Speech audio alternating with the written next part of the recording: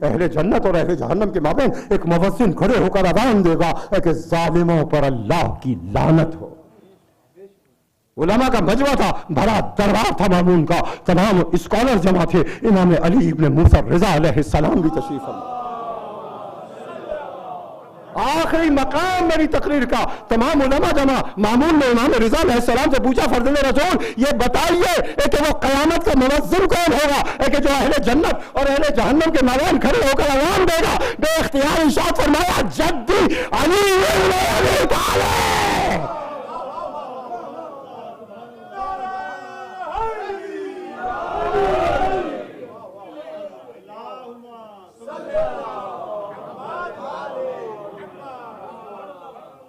جدی علی ابن ابی طالب، میرے جد علی ابن ابی طالب، ظالموں پر اللہ کی لعنت ہو۔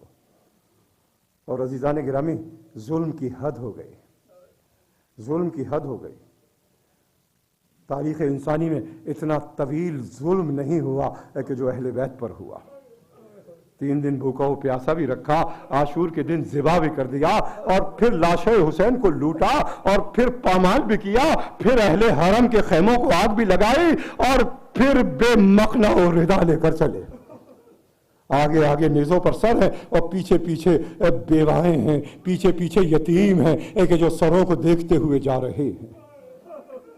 کرب و بلا میں 3 دن کی بھوک و پیاس تھی، مگر راستے میں پانی کا کیا انتظام تھا؟ مگر مقاتل کی کتب کہتی ہیں کہ سکینہ نے بے اختیار ایک ضعیفہ سے پانی مانگا، اے ضعیفہ میں پیاسی ہوں۔ وہ ضعیفہ دوڑ کر گئی اور ایک کوزے میں پانی لے کر آئی، سکینہ نے پانی پیا، اس کو دعا دی، کہا تم مصیبت زدہ ہو، یتیم بھی لگتے ہو، میرے حق میں دعا کرتے جاؤ۔ سکینہ نے پوچھا، اے ضعیفہ تیری کیا دعا ہے؟ کہا میری پہلی دعا تو یہ ہے کہ کبھی میرے بچے تمہاری طرح یتیم نہ ہو۔ سکینہ نے اپنے ننھے ہاتھوں کو اٹھایا، آمین کہا۔ کہا دوسری میری دعا یہ ہے کہ ایک مرتبہ اپنے امام کی زیارت کر لو۔ سکینہ نے بابا کا نام سنا، کچھ نہ کہا، آنکھ سے آنسو جاری ہو گئے۔ کہا بیوی میری تیسری دعا یہ ہے کہ ایک مرتبہ پھر شہزادی زینب کی خدمت کر لو۔ زینب نے سنا یہ کون ہے کہ جو اس عالم میں ہماری خدمت کا ذکر کرتا ہے؟ قریب آئی، دیکھا کنیز ام حبیبہ ہے۔ کہا اے ضعیفہ اپنی شہزادی کو دیکھے گی، پہچان لے گی؟ کہا برسے مدینے میں خدمت کی ہے۔ ایک مرتبہ اور قریب آئی، چہرے سے بالوں کو ہٹایا، دیکھ تیری شہزادی حاضر ہے۔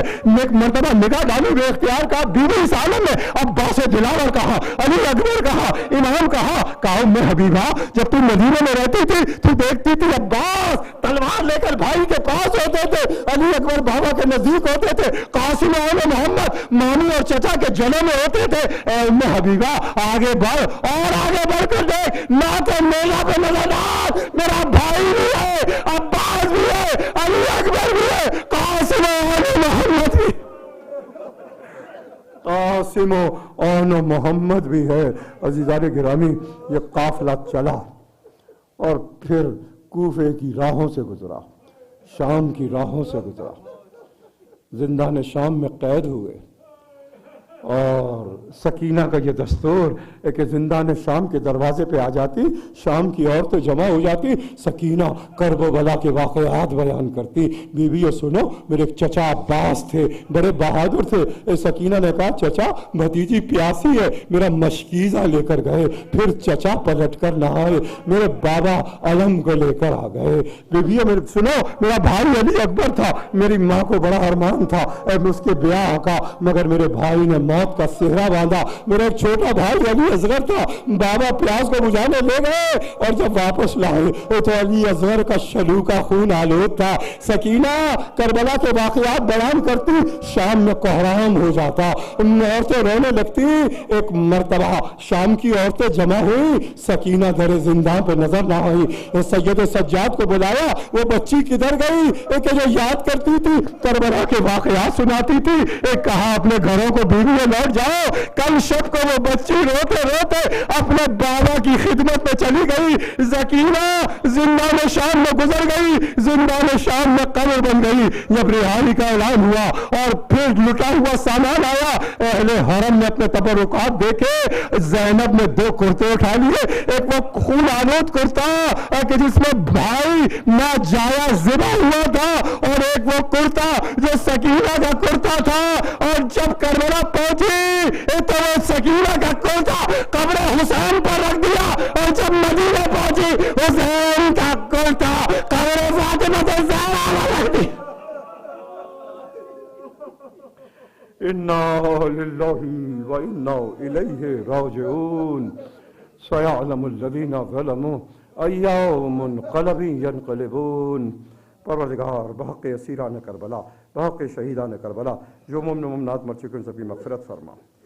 مخصوصاً مرحوم انیس اکبری جن کے اصال سوار کی یہ مجلس ہے, ان کو اعلیٰ علیین میں جگہ عطا فرما. پروردگار تمام مرحومین و مومنات کو جوار محمد و آل محمد عطا فرما. جو عزاداران حسین روئے زمین پر جہاں جہاں عزاداری میں مشغول ہیں, خاص طور پہ پاکستان میں جو خطرات ہیں اور عراق میں, پروردگار عالم ان کے جان و مال و عزت و آبرو کی حفاظت فرما. پروردگار پریشان حالوں کی پریشانیوں کو دور فرما, بیماروں کو شفاء کاملہ و عاجلہ عطا فرما, قرضداروں کے قرضوں کو ادا فرما, جو طالب حاجات ہیں ان کی حاجتوں کو برلا. ملت اسلامیہ کو اتحاد و اتفاق عطا فرما, اپنے نور کا حجت کا ظہور جلد فرما. ایک مرتبہ سورہ حمد اور 3 مرتبہ سورہ توحید.